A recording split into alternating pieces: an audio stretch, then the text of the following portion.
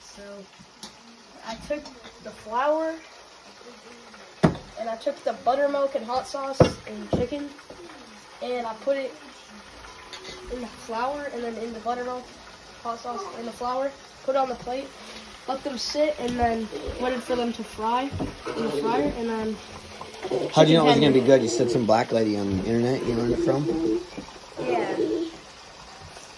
That's how I learned it. Well, what do you make with it? Show yourself. Black pepper, garlic powder, onion powder, chili powder, cinnamon. Common. What about honey? What do you do with the honey? We're gonna make the sauce with that.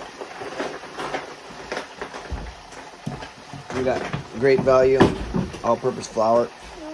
Deuce is helping us out here. Aren't you, Deuce? Frying it, and we had to put peanut oil in Crisco.